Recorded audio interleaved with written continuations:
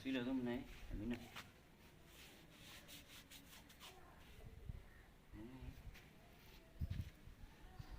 يوري بخزمنا ان شاء الله كنا في خطابة نعلم.